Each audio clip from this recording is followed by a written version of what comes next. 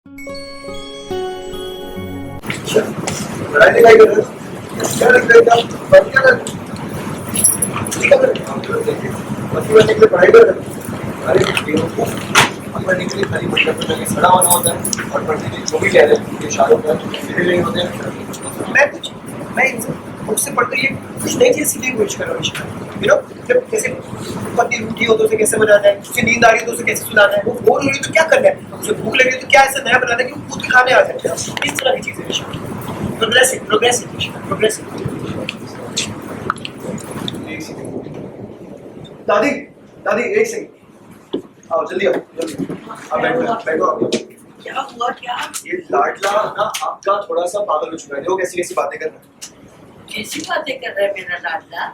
पता अरे शादी हुई नहीं अभी तक भाई साहब की, और शादी में पत्नी को खुश कैसे रखना है उसकी प्लानिंग चल रही है, वो सीख रहा है।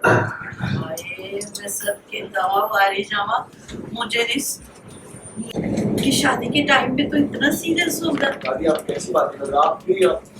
आप भी क्या ऋषि भाई ऐसा होता है when two mature people talk, ये होता है मेच्योरिटी से बातें करें ऋषि भाई, इसको डेडिकेशन कहते हैं, प्यार समर्पण जुड़ाव ये सब होता है।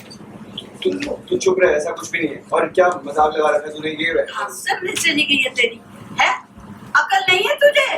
पानी ये किस तरह की बातें कर रहा हूँ? बंदूक पलटू कहीं के? ओ भाई साहब आप थोड़ा चुप रहिए और बात को समझने की कोशिश कीजिए। हाँ शादी ना बहुत प्यारी चीज होती है, बहुत ब्यूटीफुल चीज होती है, और जो तू ये सब कर रहा है ना नोट्स बना के कुछ करेगा इससे खाली ना चीजें उलझने वाली है, सब कुछ कॉम्प्लिकेट हो जाएगा। हाँ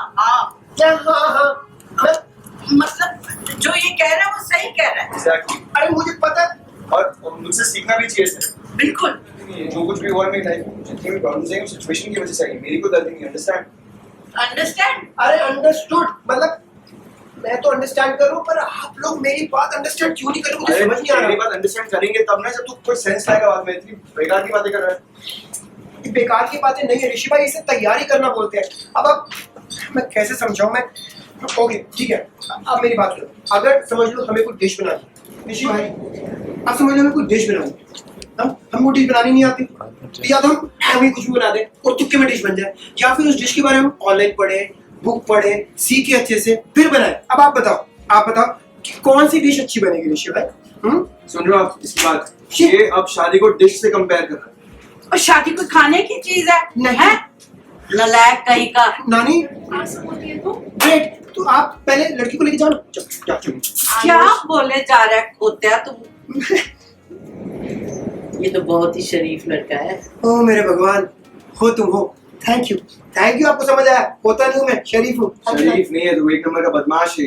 शरीफ हो ऋषि भाई, ऐसे क्यों बोल रहे हो मेरे बारे में? बदमाश खोत्या है। नानी बोलो ना इनको, मैं शरीफ हूँ। ऑफ कोर्स शरीफ हूँ, मेरी इमेज बिगाड़ रहे हो ऋषि भाई। सॉरी यार। सीक्वेंसेस जो जाती हैं हम सबको पता है, इंडियन टेलीविजन में सीक्वेंसेस कई बार बहुत ज़्यादा सीरियस हो जाती है, इंटेंस हो जाती है, तो आपको कई बार वो मोनोटनी ब्रेक करने के लिए कुछ और हमारे तो राइटर्स की स्पेशलिटी है ह्यूमर।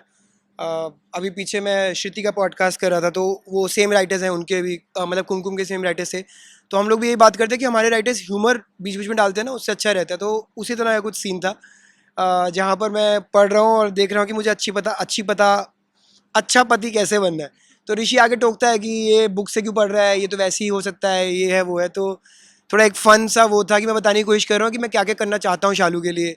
फिर दादी को कंप्लेन करता है, दादी का अपना एक पॉइंट ऑफ व्यू होता है उस चीज़ पे, तो उस बारे में एक फ़न 4-5 मिनट का एक फ़न सीन था।